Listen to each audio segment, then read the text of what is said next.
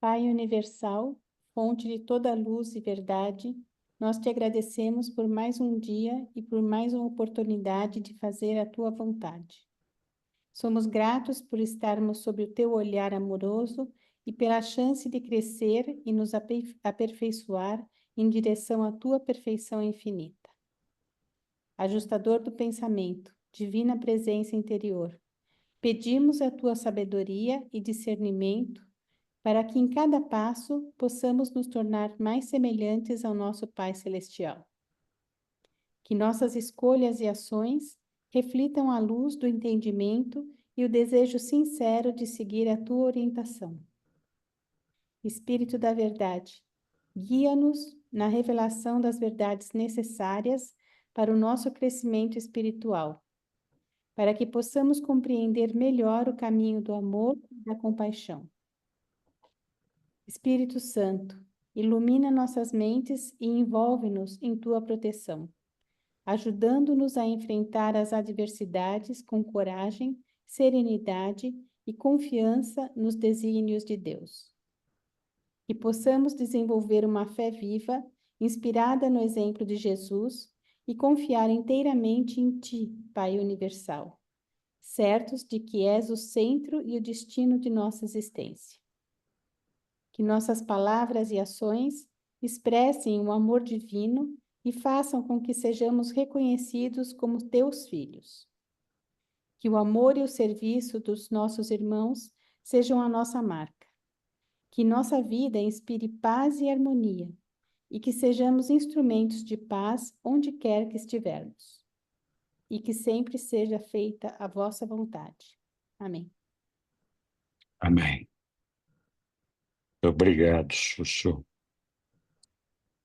Muito bem, pessoal. Muito obrigado a todos pela presença, mais um dia de estudos aqui no nosso grupo de reuniões da segunda-feira. A gente vai continuar, então, a leitura daquele documento da vida e os ensinamentos de Jesus. E hoje nós estamos no documento 169, 3. É esse que está aí na tela. Ele tem o tema dele hoje, é o homem rico e o mendigo. Quem quer nos ajudar, por favor, com a leitura? Eu quero. Então vamos lá, Sandra. Muito obrigado. O homem rico e o mendigo. Quando a reunião tornou-se muito barulhenta, Simão Pedro, levantando-se, tomou o comando e disse: Homens e irmãos, não é apropriado que discutais assim entre vós. O mestre acabou de falar e fazes bem em ponderar as suas palavras. E o que ele proclamou a vós não é nenhuma nova doutrina. Não haveis ouvido sobre a alegoria dos nazaritas envolvendo o homem rico e o mendigo? Alguns de nós ouvimos João Batista bradar essa parábola de aviso àqueles que amam as riquezas e cobiçam os bens desonestos. E ainda que essa antiga parábola não esteja de acordo com o evangelho que nós pregamos, todos vós faríeis bem em dar atenção às suas lições, até a época em que puderdes compreender a nova luz do reino do céu. A história, como João a contou, foi assim. Havia um certo homem rico de nome Dives que, vestido em púrpura e em linhos finos, vivia seus dias em luxo e esplendor. E havia um certo mendigo chamado Lázaro, o qual permanecia no portão do homem rico, coberto de feridas e desejando ser alimentado com as migalhas que caíam da mesa do rico homem. Sim, até os cães vinham e lambiam suas feridas. E aconteceu que o mendigo morreu e foi levado pelos anjos para descansar no seio de Abraão. E então, em breve, esse homem rico também morreu, sendo enterrado com grande pompa e esplendor régio. Ao partir desse mundo, o homem rico acordou no Hades e, encontrando-se em tormento, levantou os olhos e viu longe Abraão e Lázaro no seu seio. E então Dives gritou alto: Pai Abraão, tem misericórdia de mim e envia Lázaro aqui para que ele possa molhar a ponta do seu dedo na água e refrescar minha língua, pois estou em grande angústia com minha punição.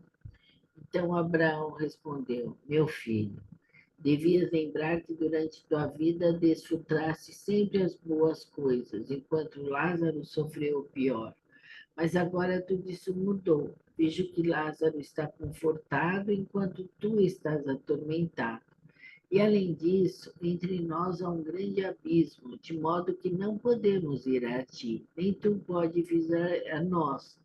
Então Dives disse a Abraão: Eu oro para que envies Lázaro de volta à casa do meu pai, porquanto eu tenho 5 irmãos, para que ele possa testemunhar e impedir os meus irmãos de serem enviados para este local de tormenta.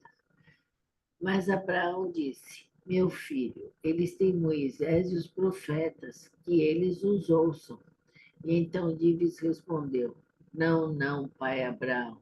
Mas se alguém for até eles saindo dos mortos, eles arrepender-se-ão. Então disse Abraão: Se não houverem ouvido a Moisés e os profetas, não serão persuadidos, mesmo por alguém que ressuscite dos mortos. Depois que Pedro contou essa antiga parábola da Irmandade Nazarita, e posto que a multidão havia se aquietado, André levantou-se e dispensou-os por aquela noite. Embora tanto os apóstolos quanto seus discípulos frequentemente fizessem perguntas a Jesus sobre a parábola de Dives e de Lázaro, ele nunca acedeu em comentar sobre ela. Obrigado, Sandra. Hélio, você ligou o seu lápis aí, está riscando o ponto que nós estamos mostrando ali, a página ali. Então, veja aí se consegue desligar o seu lápis. Muito bem. Alguém quer fazer algum comentário? Diga lá, Sussu. Primeiro, eu queria dar boas-vindas para a Pamela, que é a primeira vez dela aqui no Muito grupo das bem-vinda, Pamela. segundas-feiras. Muito bem-vinda. Aí, se você pudesse explicar um pouquinho para ela como é que funciona o grupo das segundas, e aí já começar a entrar na parábola. Tá bom. Bem-vinda, Pamela. Olha, nosso grupo é um grupo que foi formado inicialmente aqui só para a turma de Curitiba, era um grupo presencial, e aí com a pandemia deixou de ser presencial, virou um grupo virtual, e hoje tem gente do Brasil inteiro, da América Latina, de Portugal, participando do nosso grupo aqui, que nos deixa muito felizes. Então, você é muito bem-vinda. A gente tem reuniões todas as segundas-feiras, das 8 da noite até as 10 da noite. E nós estudamos o livro na sequência cronológica que ele foi escrito. Então, estamos agora estudando a vida e os ensinamentos de Jesus. Estamos no documento 169, item 3, que é esse texto que acabou de ser lido. A gente geralmente lê o documento e depois faz comentários, observações, levanta as dúvidas sobre esse texto que foi lido. Então, fique à vontade para se manifestar sempre que desejar. Muito bem, alguém quer se manifestar sobre esse texto que nós acabamos de ler, do homem rico e do mendigo, ambos já mortos e enterrados? E é um texto curtinho, né? E ele revela bastante. Na verdade, ele está baseado nas antigas escrituras ali, né? É, e aí foi daí que Pedro tirou essa parábola ali das antigas escrituras. E aí é curioso aqui, né? Nós já algumas vezes comentamos sobre os diferentes tipos de desafios que cada um de nós tem que passar a nossa existência para que a gente possa promover o nosso crescimento espiritual.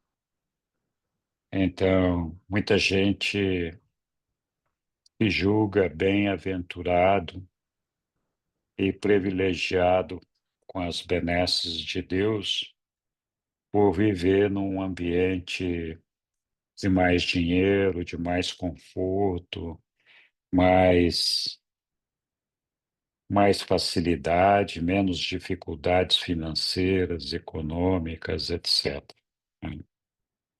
Então, aparentemente, as pessoas que têm essa facilidade, elas são privilegiadas, e de fato são mesmo, no sentido de que tem muita coisa que elas podem desfrutar, e infelizmente o grande problema é o apego material que nós dedicamos a essas coisas, né? E muitas vezes a gente vê uma pessoa que é de origem humilde, com poucas oportunidades na vida, muitas dificuldades enfrentadas, e a gente não acha que essa pessoa tenha sido favorecida. Pelo menos não nesta vida, o que também é uma verdade. Geralmente são pessoas que sofrem, mas elas não têm essa exposição ao luxo, à riqueza, às coisas materiais, aos prazeres mundanos, etc. São pessoas que têm dentro de si o maior grau de sofrimento pelas dificuldades e pelos desafios que no dia a dia têm que enfrentar. Nós já aprendemos nos estudos que nós temos sobre Jesus que não existe uma reprovação sobre os ricos. E, na verdade, o grande desafio dos ricos é justamente, ou daqueles que têm muito, é justamente o de não se transformarem em escravos de toda a matéria que os cerca, de não se tornarem dependentes dessas coisas. Então, sim, é legal você ter a sua casa, é legal ter o seu carro. Deus gostaria muito que todos nós tivéssemos o suficiente para comer, beber, uma casa boa para morar, etc. O grande desafio é a gente, então, não se transformar num dependente dessas coisas e não fazer com que as nossas metas de vida sejam exclusivamente as conquistas materiais, a conquista do prazer, da luxúria, da autogratificação e todo esse negócio que muitas vezes consomem os nossos pensamentos e nos dominam completamente, né? Então, a preocupação de manter o patrimônio, de manter as coisas, é tão grande que muitas vezes a pessoa se esquece de Deus. Enquanto aquele que está sofrendo ali tem uma exposição, tem as necessidades, sim, muitas necessidades, que poderiam ser aliviadas se tivesse um pouco mais de recurso, mas justamente por terem que enfrentar tantas necessidades e tantas dificuldades, eles não são dependentes dessa vida de luxúria material. Eles sonham em ter o suficiente para comer, beber, dormir. E então, é, nós já vimos em outras passagens que, infelizmente, o homem aprende a se dedicar a Deus e a conhecer a Deus quando ele se encontra em sofrimento. Então, essa pessoa que sempre passa por necessidades, evidentemente, tem um sofrimento, e por isso mesmo, dedica um tempo maior para buscar ajuda divina, toda ajuda que ele possa conseguir de qualquer natureza, mas é justamente nos momentos de dificuldade e de sofrimento que nós procuramos a Deus, não é mesmo? Então, a pessoa que passou a vida toda sofrendo, sim, enfrentou uma situação aqui de extremamente difícil, mas é por um curto período da sua vida. Enquanto que uma pessoa abastada muitas vezes não passou por essas dificuldades e teve uma vida de abundância, mas também por um curto período da sua vida. E como Jesus sempre nos fala, conquistais vocês devem se dedicar a conquistar os tesouros no céu. Os tesouros que nós conquistamos aqui na terra, embora nos ajudem a levar uma vida confortável e amena, não nos ajudam a conquistar o céu. Então, eu acho que essa parábola, de alguma forma, lembra essas dificuldades que foram sofridas pelo mendigo, né? E as facilidades do homem rico. E o mendigo, com todo o sofrimento que teve ali, ele conseguiu acumular os seus tesouros no céu. De novo, importante a gente lembrar que Deus, Jesus, não condena a riqueza, condena o fato de nós nos fazermos dependentes e escravos dela, né? Nos deixarmos dominar pela riqueza. Diga lá, Hélio. Boa noite a todos. Na verdade, não tem que acrescentar muita coisa, o que Henrique já falou com bastante propriedade. Mas, por favor, põe lá o parágrafo 1 na tela. Tem, Hélio, eu sempre deixo preparado aqui, porque eu sei que você vai falar e vai pedir um parágrafo. Vamos lá. Está na tela. Então, eu queria destacar alguns pontos para reflexão. Eu vou ler. Está Leia. tá na última frase do tópico 1. Alguns de nós ouvimos João Batista, não é o João Apóstolo, nem João Batista, bradar essa parábola, destaque para a palavra parábola, de aviso àqueles que amam as riquezas e cobiçam os bens desonestos.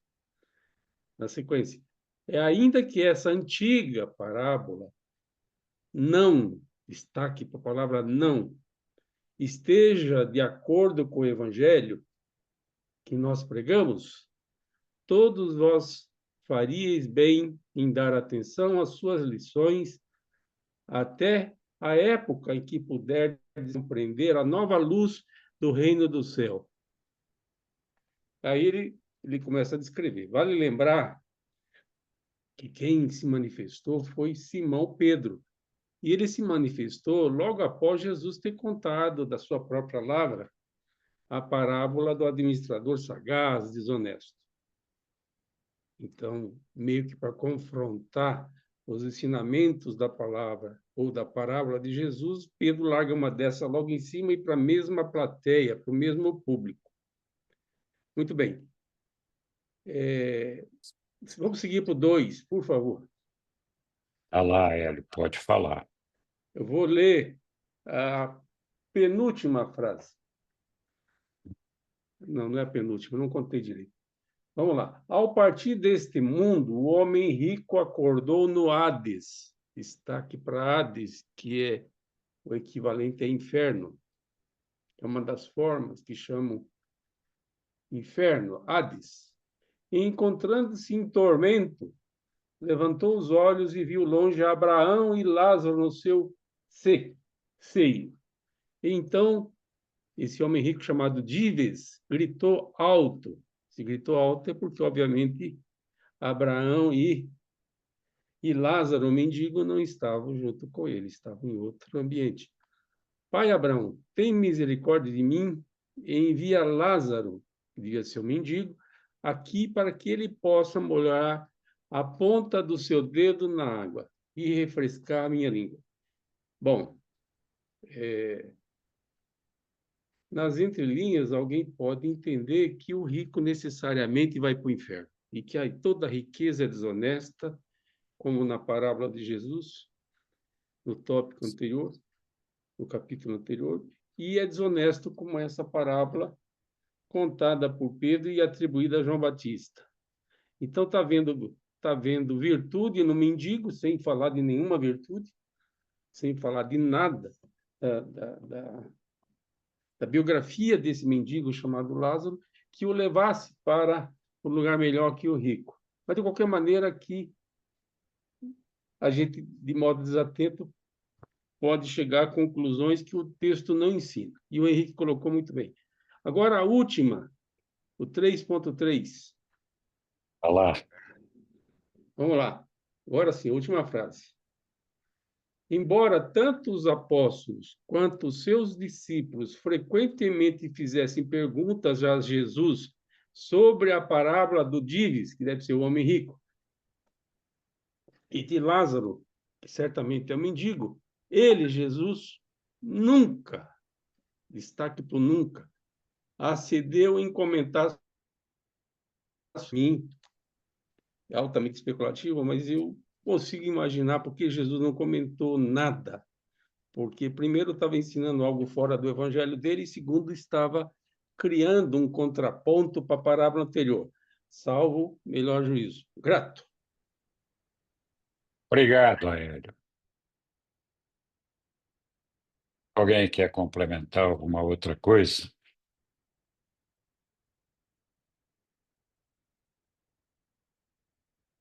Diga, Lilian, por favor. Então, eu me recordei que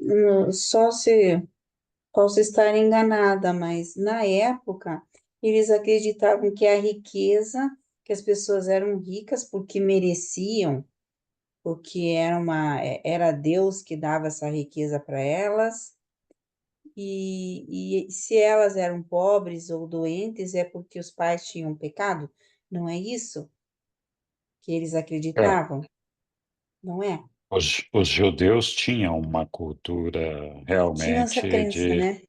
é, de que ter abundância era uma bênção de Deus e Isso. eles tinham merecimento por isso, né? Eles acreditavam nesse merecimento, embora não tivessem feito nada para merecer. É. E o contrário também, a pobreza, né, também Exatamente. que era um desmerecimento, ou coisa parecida, não sei.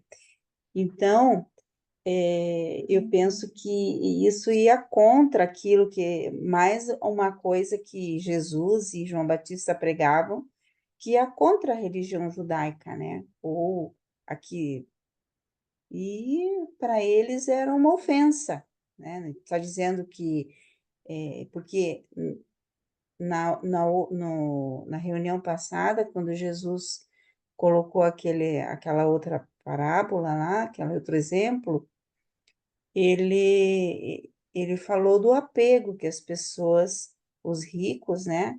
O apego que eles tinham, que os fariseus tinham com relação à riqueza. Eles sabiam que eles tinham esse apego, tanto que no final houve toda uma confusão, deu uma confusão ali, e é por isso que Jesus se ausentou, né? Ele não quis ficar discutindo ali na reunião.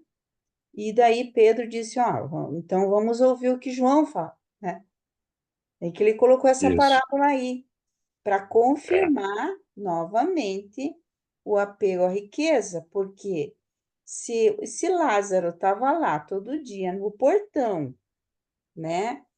E os cachorros iam lá, vamos dizer, meio que tentando curar ele, né? De uma maneira, né? Que ele estava todo coberto de feridas e o outro não fazia nada, ele deixava lá, né?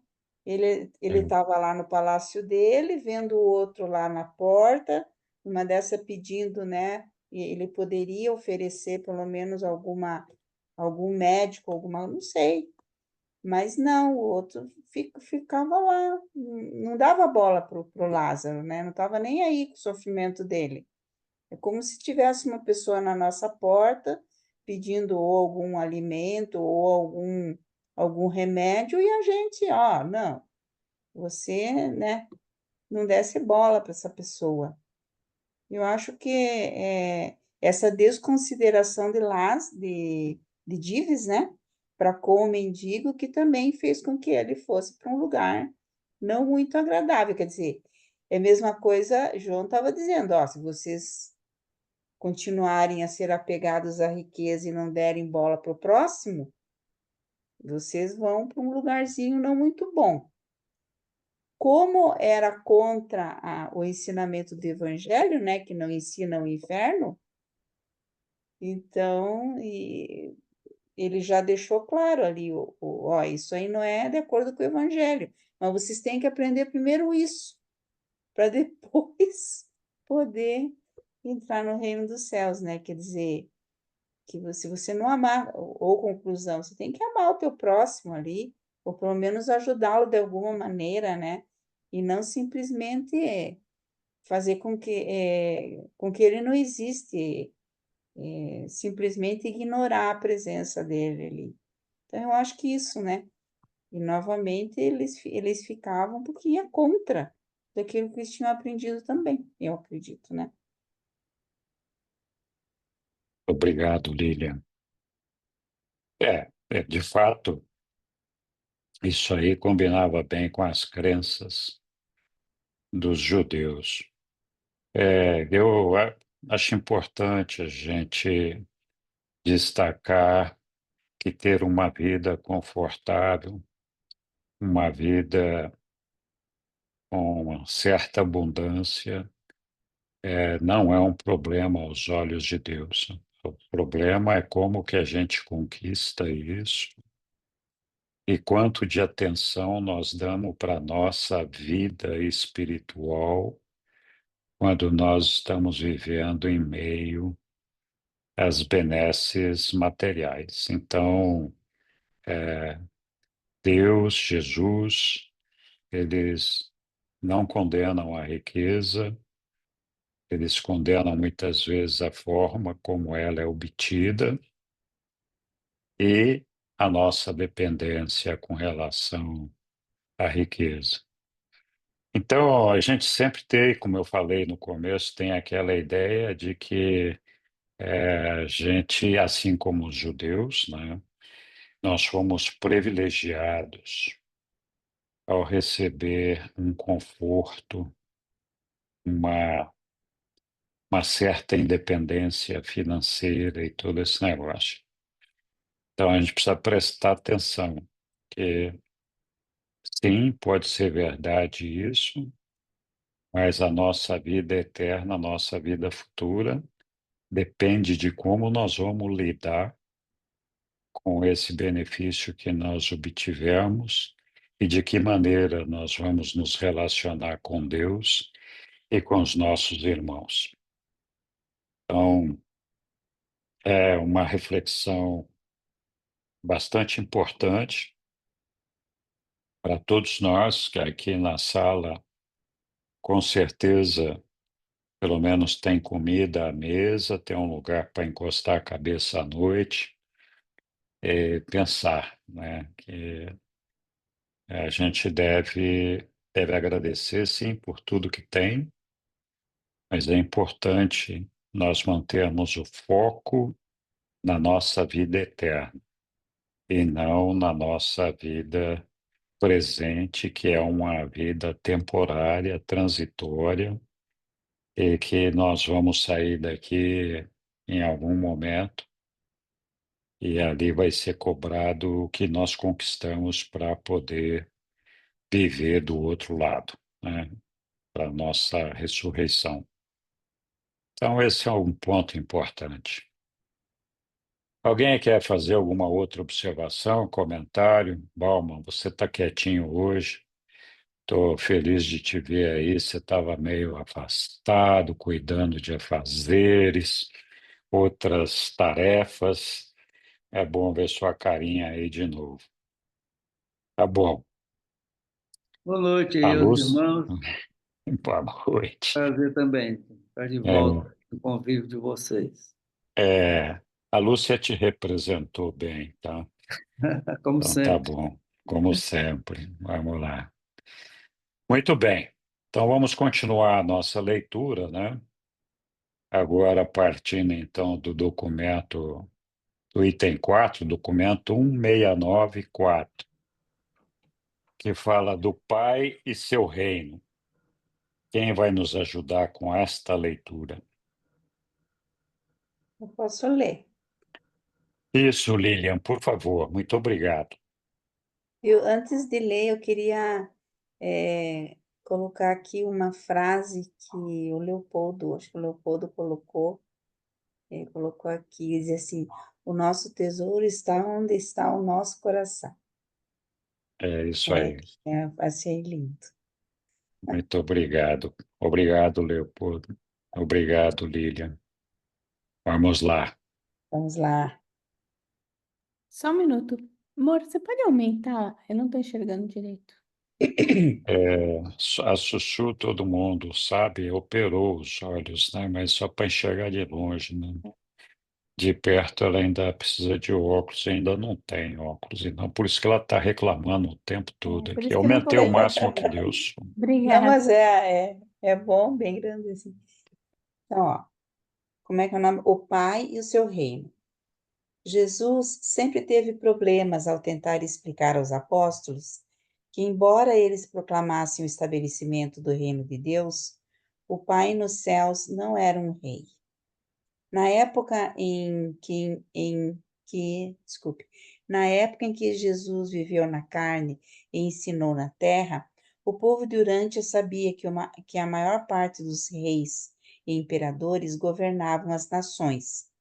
E os judeus há muito contemplavam e contavam com a vinda do reino de Deus. Por essas e por outras razões, o mestre achou melhor designar a irmandade espiritual dos homens como o reino do céu, e o dirigente espiritual dessa irmandade como sendo o Pai nos céus. Nunca Jesus referiu-se ao seu Pai como um rei. Nas conversas pessoais com os apóstolos, sempre se referia a si próprio como o Filho do Homem e como o irmão mais velho. Ele qualificava todos os seus seguidores de servidores da humanidade e de mensageiros do Evangelho do Reino. Jesus nunca deu aos seus apóstolos uma lição sistemática a respeito da personalidade e atributos do Pai no céu. Ele nunca pediu aos homens que acreditassem no seu Pai. Ele tinha como certo que eles acreditavam. Jesus nunca se rebaixou para oferecer argumentos como prova da realidade do Pai. O seu ensinamento a respeito do Pai centrava-se todo na declaração de que ele e o Pai eram um, que aquele que havia visto o Filho tinha visto o Pai, que o Pai, como Filho, sabe de todas as coisas, que apenas o Filho e aqueles para quem o Filho revela o Pai realmente conhecem o Pai, que aquele que conhece o Filho também conhece o Pai, e que o Pai o enviou ao mundo para revelar as suas naturezas combinadas e para mostrar a sua obra conjunta. Jesus nunca fez outros pronunciamentos sobre o seu Pai, exceto para a mulher de Samaria, no poço de Jacó, quando ele declarou: Deus é Espírito. De Jesus, vós aprendeis sobre Deus, observando a divindade da sua vida, não vos baseando nos seus ensinamentos. Da vida do Mestre, cada um de vós podeis assimilar o conceito de Deus que representa à medida da vossa capacidade de perceber as realidades espirituais e divinas, verdades reais e eternas. O finito nunca pode esperar compreender o infinito, exceto como o infinito é focalizado na personalidade tempo-espacial da experiência finita na vida humana de Jesus de Nazaré. Jesus sabia bem que Deus pode ser conhecido apenas pelas realidades na experiência, que ele não pode nunca ser compreendido pelo mero ensinamento da mente. Jesus ensinou aos seus apóstolos que, embora eles nunca pudessem compreender Deus plenamente, eles poderiam conhecê-lo com toda certeza, do mesmo modo que haviam conhecido o Filho do Homem. Vós podeis conhecer a Deus não pela compreensão do que Jesus disse, mas conhecendo o que Jesus foi. Jesus foi uma revelação de Deus. Exceto quando citava as escrituras hebraicas, Jesus referia-se à deidade por apenas dois nomes, Deus e Pai. E sempre que o mestre fez referência ao seu Pai como Deus, ele geralmente empregou a palavra do hebreu que significa o Deus plural, a Trindade, e não a palavra Yahvé, que representa a concepção progressiva do Deus tribal dos judeus. Jesus nunca chamou o Pai de rei e lamentou muito que a esperança judaica de um reino restaurado e que a proclamação do reino, a proclamação de um reino vindouro feita por João, tivessem tornado necessário a ele denominar a irmandade espiritual por ele proposta de reino do céu.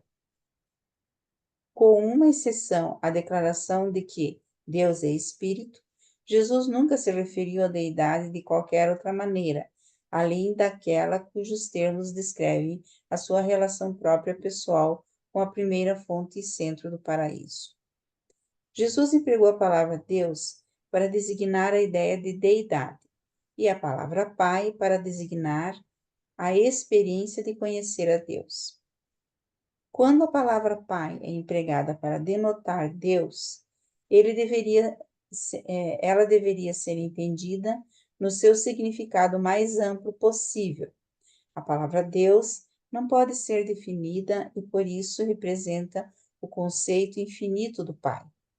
Ao passo que o termo Pai, sendo capaz de uma definição parcial, pode ser empregado para representar o conceito humano do Pai divino, como ligado ao homem durante o curso da existência mortal. Para os judeus, Elohim era o Deus dos deuses, enquanto Yahvé era o Deus de Israel. Jesus aceitou o conceito de Elohim e chamava de Deus a esse grupo supremo de seres, no lugar do conceito de Yahvé, a deidade racial. Ele introduziu a ideia da paternidade de Deus e da fraternidade mundial dos homens. Jesus exaltou o conceito de Yahvé de um pai racial deificado, passando para a ideia de um pai para todos os filhos dos homens, o pai divino do crente individual. E ele ainda ensinou que esse Deus dos universos e esse pai de todos os homens era uma única e a mesma deidade do paraíso. Jesus nunca reivindicou ser a manifestação do Elohim, Deus na carne. Ele nunca declarou que era a revelação de Elohim, Deus aos mundos. Ele nunca ensinou que aquele que o havia visto tinha visto Elohim, Deus. Mas ele proclamou-se como sendo a revelação do Pai na carne. E disse que todo aquele que o tinha visto havia visto o Pai. Como Filho divino, Jesus afirmou representar apenas o Pai. De fato, ele era o filho até mesmo do Deus Elohim. Mas, à semelhança da carne mortal e para os filhos mortais de Deus, ele escolheu limitar a revelação da sua vida a retratar o caráter do seu Pai, no que essa revelação pudesse ser compreensível para o homem mortal. No que diz respeito ao caráter das outras pessoas da Trindade do Paraíso, havemos de contentar-nos com o ensinamento de que são todas como o Pai, cujo retrato pessoal foi revelado na vida do seu Filho encarnado, Jesus de Nazaré. Na sua vida terrena, embora Jesus haja revelado a verdadeira natureza do Pai, celeste, pouco ensinou sobre ele. Na verdade, ele ensinou apenas duas coisas: que Deus é ele próprio, espírito, e que para todas as questões de relacionamentos com as suas criaturas, ele é um pai. Nessa tarde, Jesus fez o pronunciamento final da sua relação com Deus, quando declarou: Eu vim do Pai e eu vim ao mundo. E novamente eu deixarei o mundo e irei para o Pai. Atenção, todavia, nunca Jesus disse que aquele que tiver ouvido a mim terá ouvido a Deus. No entanto, ele disse: aquele que houver visto a mim terá visto o Pai. Ouvir o ensinamento de Jesus não é equivalente a conhecer a Deus, mas ver Jesus é uma experiência que em si própria é uma revelação do Pai à alma. O Deus dos universos dirige a vasta criação, mas é o Pai nos céus que envia o seu Espírito para residir nas vossas mentes. Na sua forma, semelhança humana, Jesus é a lente que torna visível para a criatura a ele que é invisível. Jesus é vosso irmão mais velho, que na carne torna conhecido para vós um ser de atributos infinitos, a quem nem mesmo as hostes celestes podem presumir compreender plenamente. Mas tudo isso deve consistir na experiência pessoal do indivíduo que crê. Deus, que é espírito, pode ser conhecido apenas como uma experiência espiritual. Deus pode ser revelado aos filhos finitos dos mundos materiais pelo Filho divino dos reinos espirituais, apenas como um Pai. Vós podeis conhecer o Eterno como um Pai. Vós podeis adorá-lo como o Deus dos universos, o Criador infinito de todas as existências. Obrigado, Obrigada. Lilian. Documento longo, né? Um texto bastante longo. E fala, praticamente, ele é repetitivo, as mesmas coisas aí. Alguém quer se manifestar, fazer algum comentário, alguma observação sobre esse texto? Não, é interessante essa questão, né? Que de Jesus revelar o Pai e não Deus, né? O Pai universal, ele revela porque é o Criador, assim como ele é o nosso Pai, né? Quem nos criou, Jesus, o Pai universal é o Pai de Jesus, né? Então, Exatamente. O Pai universal é o Pai de Jesus e o Filho eterno é a mãe, né? Então, ele é filho do Pai e do Filho eterno. Existe realmente uma, uma diferença conceitual quando a gente se refere a Deus, de uma maneira geral.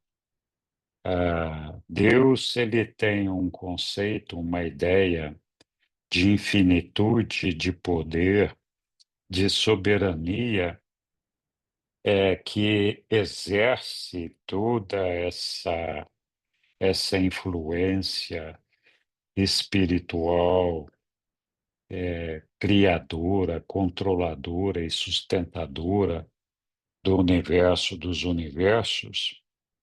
E então é uma figura poderosa de quem nós nos admiramos, temos profundo respeito por ele, nos encantamos com a sua dimensão, a sua magnitude, a sua inteligência e toda a sua criação. O relacionamento do pai, e no final são as mesmas pessoas, né? Se é que a gente pode falar assim, é diferente, porque é uma coisa mais íntima, mais próxima, né? O pai é como o relacionamento que nós temos com os nossos ancestrais aqui no nosso mundo mesmo. A gente tem esse relacionamento com o Pai, de confiança, de segurança, de certeza que Ele está no nosso lado, caminhando conosco no dia a dia, nos colocando sempre no seu abraço, no seu colo, dando-nos o conforto para a gente poder seguir na nossa jornada. Então, enquanto Deus, que também é Pai, está numa magnitude ampliada de criador, controlador, sustentador, ele poderia parecer que é aquele que nos coloca todos os desafios e obstáculos pelos quais nós temos que passar uma vez que ele criou este mundo nosso para desenvolver o nosso perfeccionamento, partir da perfeição, da imperfeição para a perfeição. Então, pareceria que Deus é aquele que provoca todas as situações que nos trazem desafios e lutas para que a gente tenha que superar e aprender a viver com esses desafios e essas lutas. De outro lado, o pai, que é a mesma pessoa, a mesma figura, tem esse relacionamento mais próximo, que é aquele que, com todas as aflições, eu me aflijo, eu estarei com você o tempo todo do seu lado, segurando na tua mão, para enfrentar todos os desafios que você tem que passar por esta vida. Então, é o pai confortador, apoiador, que se dedica a manifestar o seu amor de forma intensa por cada um de nós, né?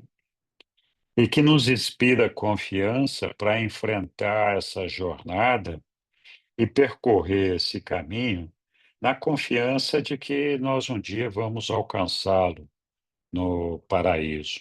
Então, é curioso isso, porque de fato não existe dois pais ou dois Deus. É uma coisa só. É só uma forma de encarar a sua influência e a sua relação com o universo dos universos e a sua influência e relação de forma individual com cada um de nós. Então, nós somos parte desse todo, né, que é o universo dos universos, e Deus teria uma imparcialidade, uma capacidade de dirigir e administrar com amor e misericórdia o todo, considerando o todo como a sua família de uma maneira geral, enquanto que o pai tem esse potencial do nosso entendimento de nos individualizar como filhos únicos, unigênitos e estarmos abraçados no seu amor e ele nos aguentando, nos suportando e nos amando como se nós fôssemos filhos únicos. Então, Deus está para o todo, enquanto o Pai está para o indivíduo. Mais ou menos, eu acho que essa é a ideia. Diga lá, Hélio.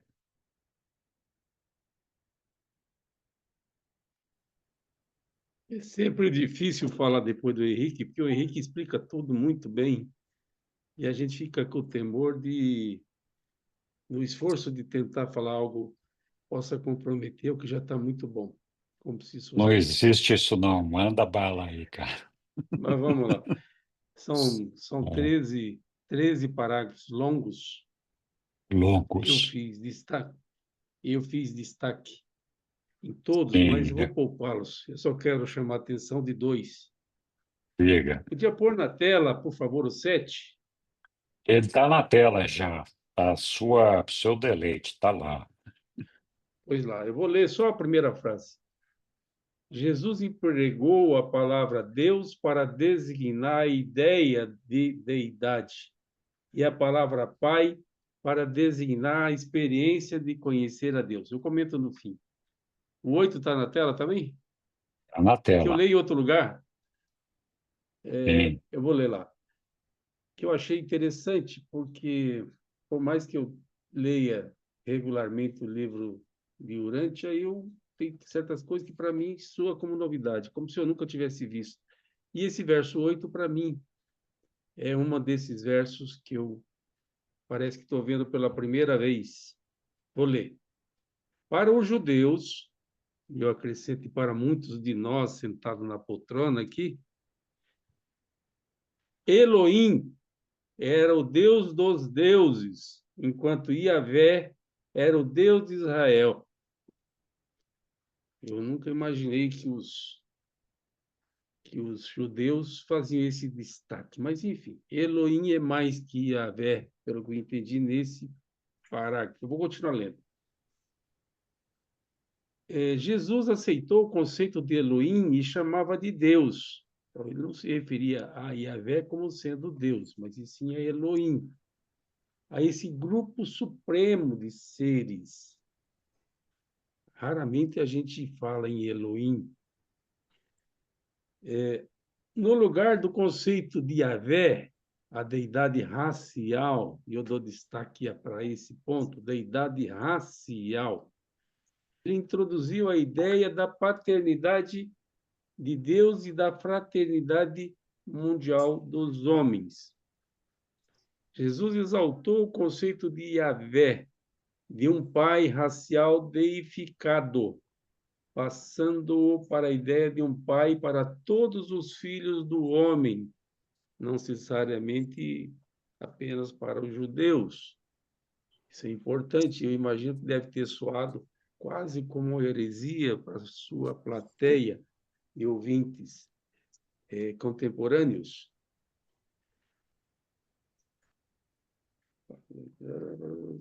O Pai divino do crente individual. Ele ainda ensinou que esse Deus dos universos, e aí ele deve estar se referindo a Elohim e não a Yahvé, e esse Pai de todos os homens, não apenas dos judeus, era uma única e a mesma deidade para isso. Assim, grosseiramente falando, é como se você trabalhasse numa empresa familiar, que o seu patrão, que o dono da empresa é seu pai. Então, ali, aquele patrão, ele tinha que olhar para o patrão como todos o viam, como o patrão, que tem autoridade e tem o comando da empresa e que paga o salário dele. Mas ele tem um privilégio todo especial. O patrão é o pai dele. É assim, grosseiramente comparando, nem sei se é preciso criar essa analogia, mas, enfim, para mim funciona. Seguindo, eu já estou encerrando. O seguinte, o 9. Ah, tá. É que você Jesus. falou que ia ser 2 só, né? Eu já tirei, mas está lá de volta. Não, Pronto. mas eu posso encerrar também. Tá, posso Não, não, encerrar. não, não, Obrigado. Acho não, que já não, falei não, demais. não. Não, vamos lá. É que É? eu tinha tirado da tela, porque você tinha falado que era 2, mas Não, vamos lá. perfeito.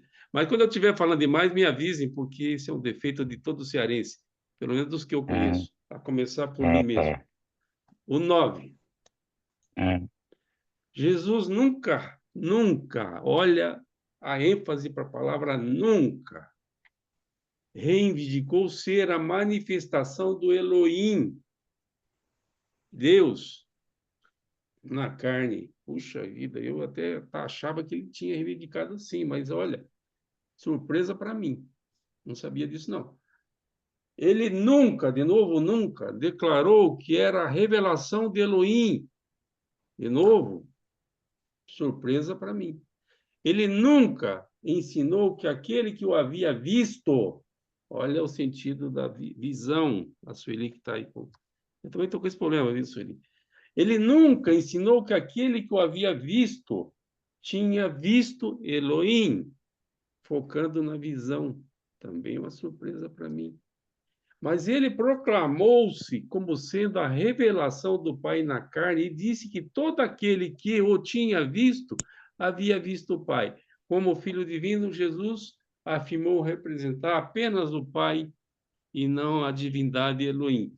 Para um povo como o judeu, que é conhecido e reconhecido como o que professa o monoteísmo, esse conceito de Deus tribal e de Deus maior que todos os demais me parece politeísmo.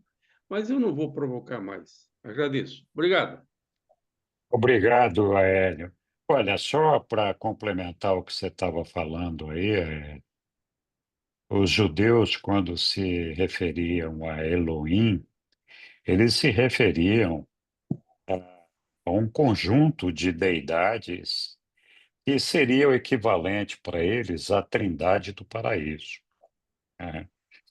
Então, essa é a mesma ideia que Jesus adotou para si. Jesus adotou a ideia de que Elohim era a Trindade do Paraíso. E ele não representava não. Quem via ele não estava vendo a Trindade.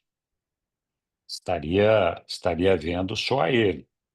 Mas, como filho do Pai, ele se manifesta como quem viu a ele, filho, viu também ao Pai.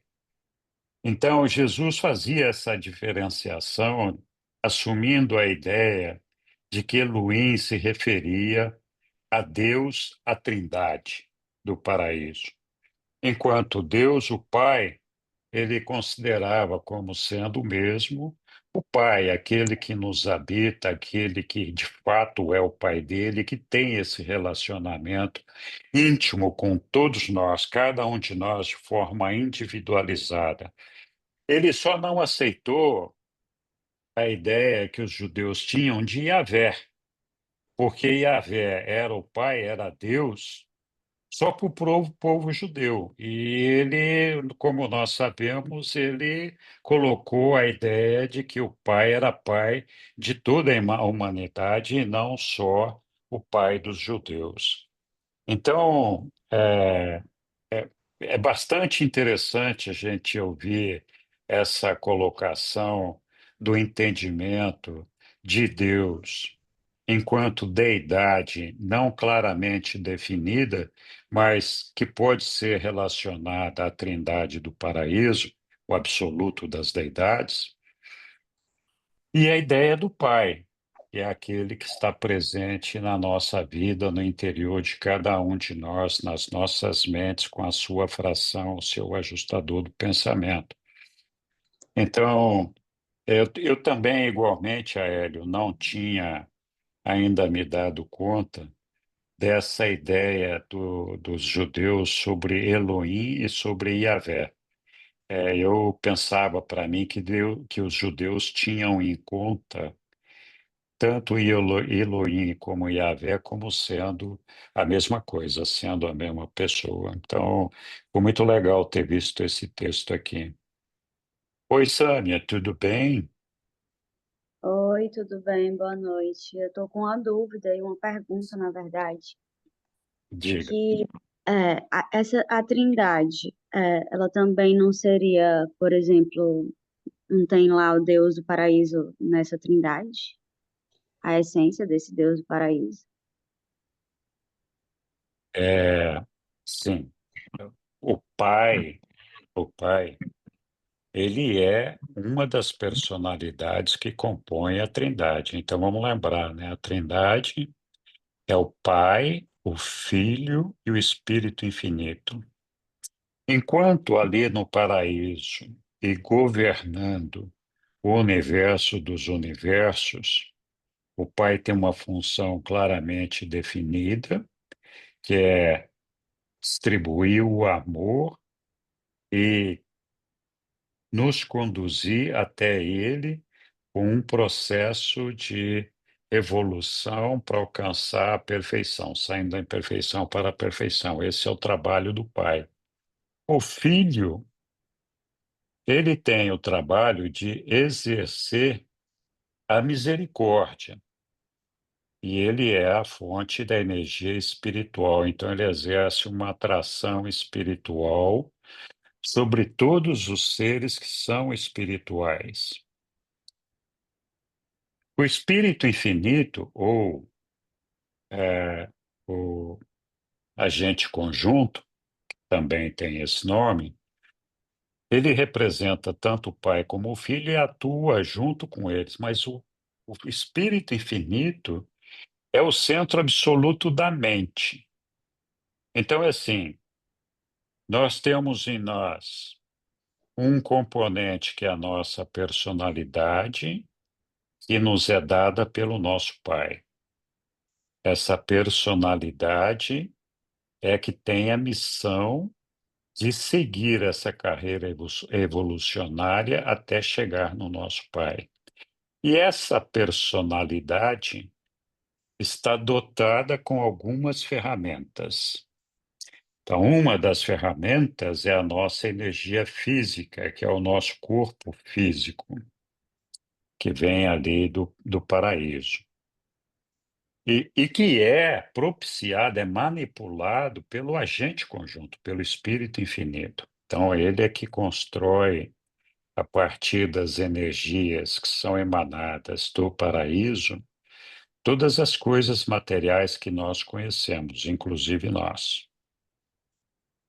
É o Filho, é o centro da energia espiritual e exerce uma atração espiritual sobre todos nós. Então, o dia que a gente conseguir alcançar a nossa fusão com o nosso ajustador do pensamento, nós deixaremos de ser puramente materiais e passaremos a ser seres espirituais. A partir desse momento, o Filho Eterno exerce uma atração espiritual sobre nós, tão forte como essa atração da gravidade física que nos prende a este solo em que nós estamos e que nos conduz até ele, faz com que a gente chegue até ele. Só que ele só atua sobre os espíritos, aqueles seres que já são espirituais, que nós ainda vamos alcançar, nós não chegamos lá.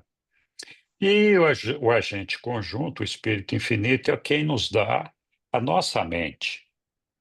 É ele quem propicia a nossa mente, entre outras coisas, e é ele que faz para nós a ministração do amor do Pai e a ministração da misericórdia do Filho. Então, assim, eu não espero que todo mundo entenda o papel dessas três deidades agora com essa pequena exposição que eu fiz aqui. O ponto importante, o ponto-chave para ser guardado é que o Pai, o Filho e o Espírito Infinito são personalidades, pessoas que desempenham um papel importante nas nossas vidas e cada um deles tem o papel. E o pai representa exatamente esse papel de pai. Agora, essas três pessoas, quando unidas, porque elas são unas e indivisíveis no absoluto das deidades, elas são a trindade do paraíso. A trindade do paraíso é aquela que exerce uma função de imaginar aquilo que a deidade gostaria de criar, de fazer, de colocar, para que tudo isso daqui pudesse existir e construir as coisas que estão aqui e propor os desafios que nós temos que enfrentar para alcançar a perfeição. Então, nós não temos um relacionamento pessoal com a Trindade. A Trindade exerce um papel de Deus sobre todos nós, como criador, controlador, sustentador de tudo que existe, e foi quem fez o plano e quem fez toda a estrutura necessária para que a gente pudesse existir, incluindo o universo dos universos, para que a gente pudesse seguir essa carreira e chegar até o nosso Pai. Então, a Trindade tem essa função. e ela é composta pelas três pessoas do paraíso, as três personalidades, Pai, Filho e Espírito Infinito.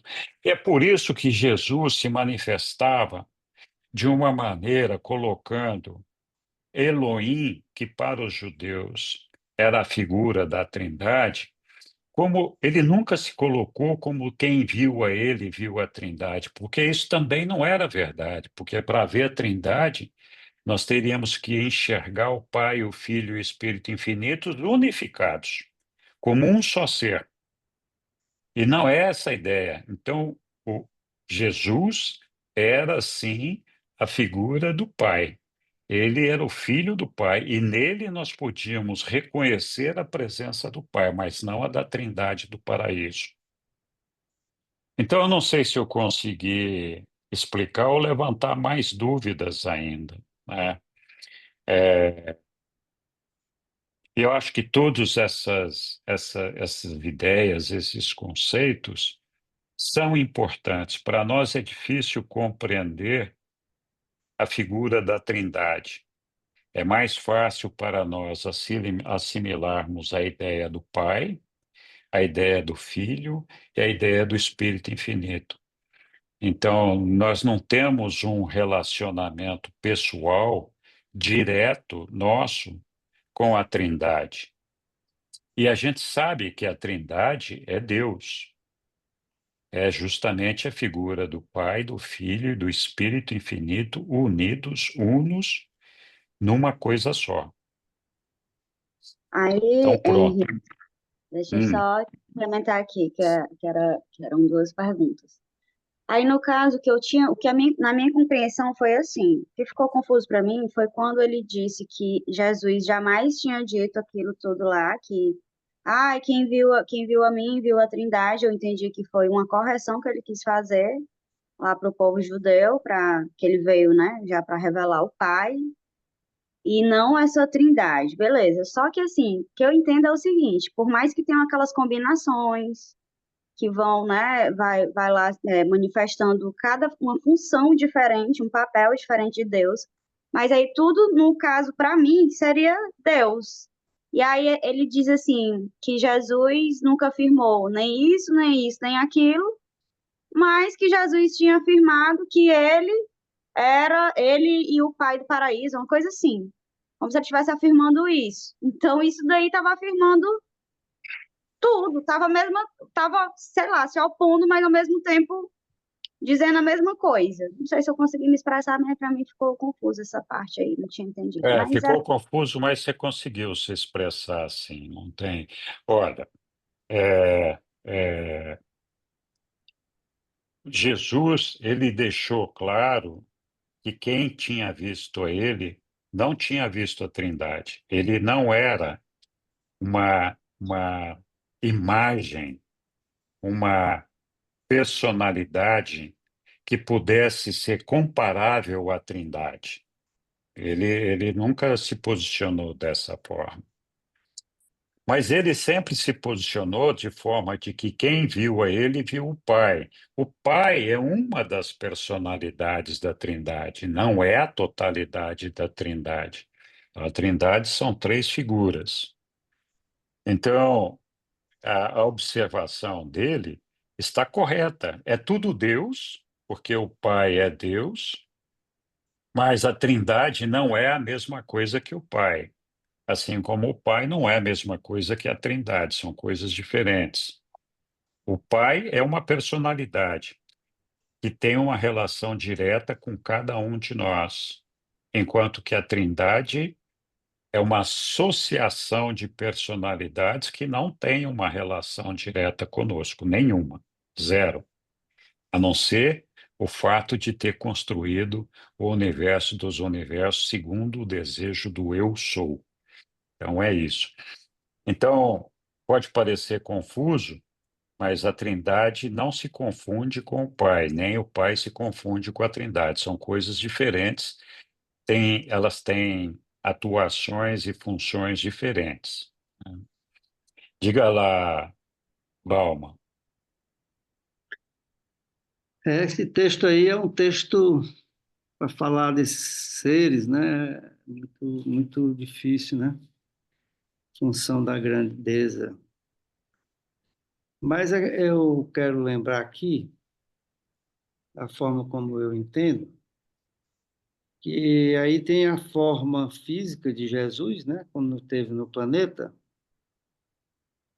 e que ele trouxe essa mensagem do reino, né? E, logicamente, trouxe a mensagem de Deus para o ser humano, sob uma nova perspectiva. Mas quando ele diz aqui, na sua forma e semelhança humana, Jesus é a lente que torna visível para a criatura a ele que é invisível. Então ele despertou para nós essa compreensão, né? Jesus é o vosso irmão mais velho que na carne torna conhecido para vós um ser de atributos infinitos. Né? Isso é óbvio, né? Que ele tentou e continua tentando, dentro de cada um de nós, essa compreensão de um ser de atributos infinitos, a quem nem mesmo as hostes celestes podem presumir compreender plenamente. Então, ele, o ser humano, um homem, né, tentando falar para os irmãos mais novos uma, uma compreensão que nem mesmo os seres mais, como ele diz aqui, nem mesmo as hostes celestes podem presumir compreender plenamente. Mas aí vem o que é a chave dessa história toda aqui, no meu modo de compreender. Mas tudo isso deve consistir na experiência pessoal do indivíduo que crê.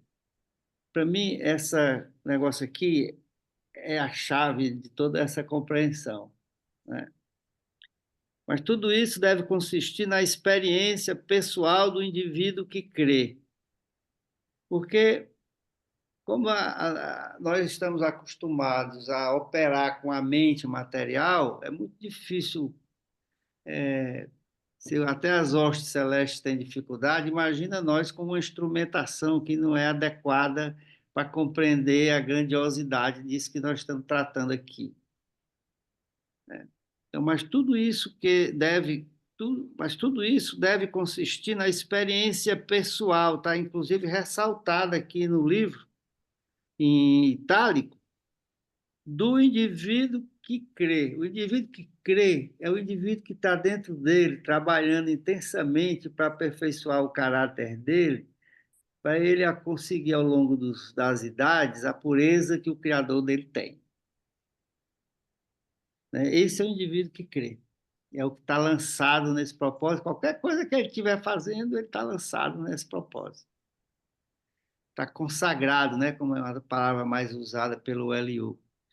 Deus, que é espírito, pode ser conhecido apenas com uma experiência espiritual. Tudo isso que nós estamos falando só pode ser compreendido pela revelação do ajustador dentro do indivíduo que crê. Deus pode ser revelado a seus filhos finitos dos mundos materiais pelo Filho divino dos reinos espirituais, apenas como um pai. Ele está falando apenas, né? Porque isso é uma leitura que se fala desse nome incompreensível, né? Pelas suas diversas e infinitas qualificações e adjetivos. Mas para nós ele é revelado pelo Filho divino dos reinos espirituais apenas como Pai. Ele é revelado apenas pelo Pai porque é a forma, em função das nossas limitações, é a forma única que a gente tem como compreender, até pela experiência vivencial, né, que nós temos no planeta, né, de ter o pai, ter a mãe.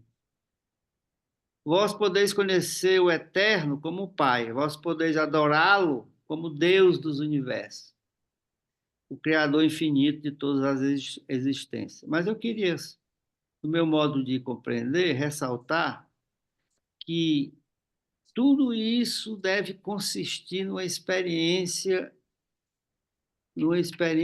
pessoal do indivíduo que crê. Quem não crê, ele vai, quando muito, engrandecer o estoque intelectual dele, mas nunca vai ser um conhecimento transformador, porque ele não está permanentemente lançado na tarefa de, através do guiamento de Deus dentro dele, ele ir cada vez aperfeiçoando o caráter dele. Então, é isso. E a proporção que ele vai ouvindo o seu ajustador e a voz do Pai dentro dele, confirmado pela presença do Espírito da Verdade, que dá a ele a segurança de que aquela é a rota, ele vai cada vez, as revelações vão se ampliando, se ampliando, se ampliando, né? E ele vai cada vez compreendendo essa questão e outras questões onde nós estamos envolvidos com uma criação tão magnífica, né, que, na verdade, nós estamos nos mexendo dentro de energias, né, nem de matéria. Matéria é só o que a gente está vendo com os olhos da cara. Era isso que eu queria comentar. Muito obrigado, Bama. Olha, você tem toda a razão. Ainda que a gente estude e participe da vida de Jesus, tudo isso aí só tem um sentido para a gente se a gente conseguir alcançar essa experiência pessoal do nosso contato com o divino. Porque nós não temos como provar a existência de Deus. Não existe uma fórmula matemática para fazer isso. A maneira de você conhecer a Deus é experienciando Deus, sentindo Deus no seu coração, sentindo a presença dele, sentindo o abraço dele, sentindo que ele está lá por você. E é por isso que quem viu Jesus, quem viu o Filho, viu o Pai, porque Jesus era um elemento de transmissão, um elemento que transmitia todos esses sentimentos de conforto, de respeito, de carinho, de tolerância, de apoio. Então, a figura de Jesus, não a imagem dele, mas a atitude, o comportamento de Jesus, a maneira de ser de Jesus, é que nos dá essa possibilidade de conhecer o Pai e de, inspirados em Jesus, ter a percepção dessa experiência pessoal com o nosso Pai. Então, você definiu bem, é essa a questão mesmo. Muito obrigado, viu, Bauman? Alguém mais quer fazer algum comentário sobre esse texto? Nós mortais, temos muita dificuldade de compreender o papel de todos esses seres celestiais e de que maneira eles atuam sobre nós e como funcionam todas essas coisas. Então, é claro, todos nós sempre ouvimos falar da Trindade do Paraíso. Qualquer religião que fale de Deus fala da Trindade do Paraíso. Mas eu não me lembro de nenhuma religião que eu tenha participado que houvesse uma definição, houvesse uma exposição de ideias e conceitos que deixasse claro para todo mundo o que é a Trindade do Paraíso, né? E a gente sabe que tem o Pai, que tem o Filho, que tem o Espírito, que a gente até confunde com o Espírito Santo, mas a maior parte de nós não sabe o que cada uma dessas pessoas, qual é o papel que elas representam e o que elas estão fazendo lá. Por que que tem essas três figuras? Qual é a razão da existência dessas personalidades? Nós temos dificuldade, uma limitação para compreender isso. Isso é uma coisa que os reveladores no livro de Urântia explicam muito bem explicado. Então, eles derramam luz sobre essa caixa preta que para a gente sempre é difícil de compreender o que que significa tudo isso daí. E quando os reveladores falam que é difícil, a, até para seres mais elevados, a compreensão do que é o Pai ou as deidades do paraíso, os reveladores estão falando aquilo que é certo mesmo, porque muitos dos seres celestiais que nos acompanham na nossa vida, muitas vezes, a maior parte deles, uma boa parte deles, nunca vai estar no paraíso, nunca esteve na presença do nosso Pai. Um exemplo disso é Lúcifer. A rebelião de Lúcifer aconteceu porque Lúcifer não acreditava na existência do pai. Ele achava que esse negócio era um golpe do filho criador, Micael. Que negócio de pai do paraíso, que não existe isso, né? Então a gente tem que lembrar que todos esses filhos descendentes de Deus que estão colocados no universo do universo para nos ajudar a caminharem para alcançar Deus, uma boa parte deles nunca visitou o paraíso. E assim, então não conhece o Pai. Nós temos o privilégio de ter o ajustador do pensamento dentro de nós. Nós temos que lembrar que todos esses seres celestiais, nenhum deles, enquanto seres celestiais desempenhando o papel que eles estão desempenhando, nenhum deles é habitado por um ajustador de pensamento. Então, nenhum Lanonandek, nenhum Vorodandek, nenhum Serafim, nenhum Adão e Eva é habitado por um ajustador do pensamento, enquanto estando desempenhando esse papel que eles estão desempenhando.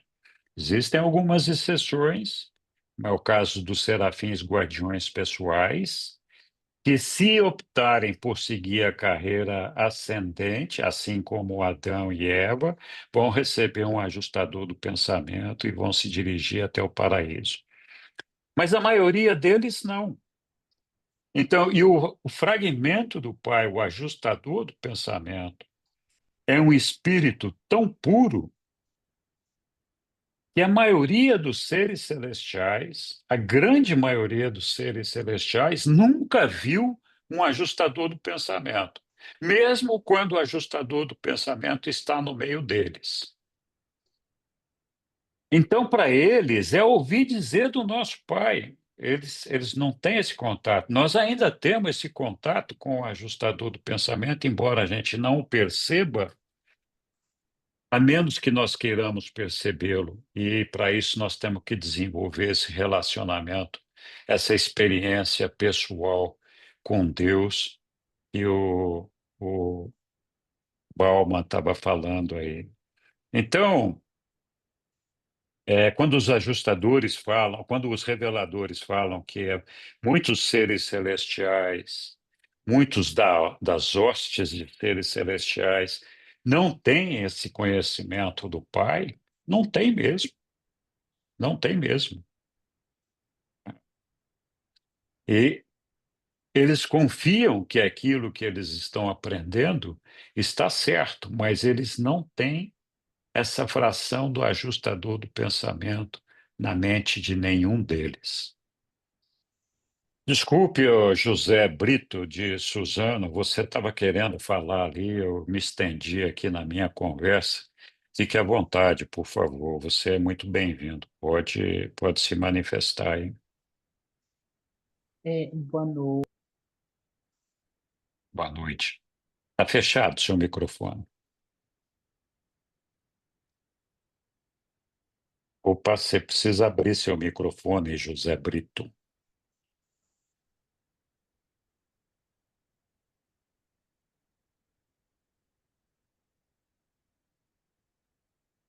É. Aí, Tá. agora Boa sim. noite. Boa noite. Desculpa, gente. Boa noite. Obrigado pela oportunidade, Henrique. Eu não tenho o costume de participar das aulas, mas obrigado pela oportunidade. É, eu estava vendo aqui e eu fiquei na dúvida e eu não sabia disso. Mas, assim, tem uma parte que está dizendo, né, que vós tendes um ditado que diz: é mais fácil um camelo passar pelo buraco de uma agulha do que os pagãos herdarem o reino da vida eterna. Herdarem a vida eterna. E eu fiquei na dúvida, porque as pessoas têm isso como um ditado de Jesus, ou seja, isso não é um ditado de Jesus, mas eu também pensava que era. É, Era só, era só isso. não Obrigado, tá? é, não é, não é um ditado de Jesus, mas isso já foi discutido na presença de Jesus. De fato, é, é só uma figura de linguagem dizendo que a entrada no reino dos céus, a porta é pequena, não é todo mundo e não é qualquer um que vai entrar ali. Você tem que fazer por merecer.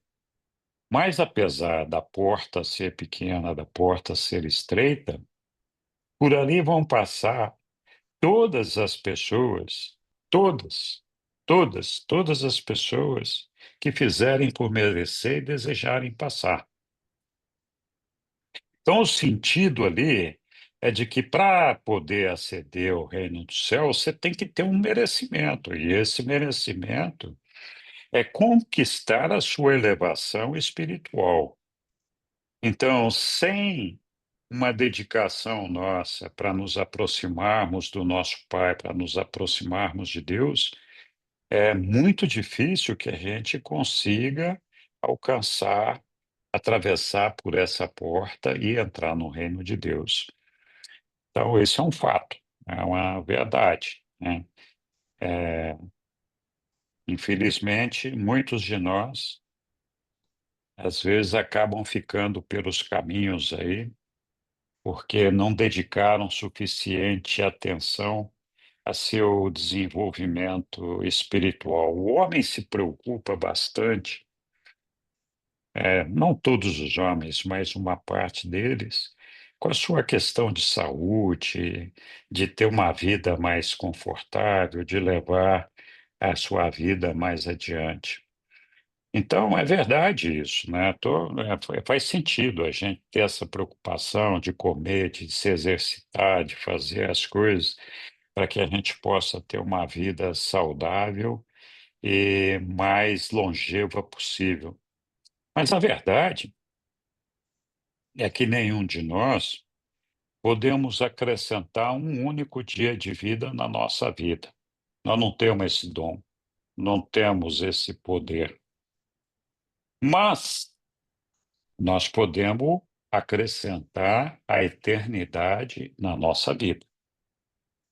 Só depende de cada um de nós, de conquistar essa eternidade, nos aproximando de Deus, nos desenvolvendo, desejando alcançá-lo, desejando ser perfeito como Ele é, de reconhecê-lo como Pai e reconhecer a todos aqueles que nos cercam como irmãos. Então, esse é o caminho. Aí é que a gente vai, então, entrar no reino dos céus e conquistar, então, a eternidade, né? Então, às vezes a gente fica aqui se batendo para ganhar uns troquinhos, quando a gente pode conquistar um tesouro tão grande na eternidade. A gente é muito imediatista, muito materialista, muito. Nós só estamos aqui limitados pela nossa vidinha aqui e nos esquecemos muitas vezes que o nosso propósito não é exclusivamente essa vida, que essa vida é só um trampolim, é um andaime para a gente conquistar outros lugares, outros caminhos, né? Muito bem. Algum outro comentário sobre esse texto longo aí que nós lemos? Muita coisa ali nesse texto que a gente poderia ter falado, mas eu acho que a gente abordou as coisas mais importantes. Se tem alguém que tem dúvida ou queira colocar alguma outra coisa, fique à vontade, por favor. Eu gostaria de agradecer, Vitor. Fiquei muito emocionado com o que você disse. Obrigado, tá? Imagina que é isso. Você é muito bem-vindo aqui. Um abraço.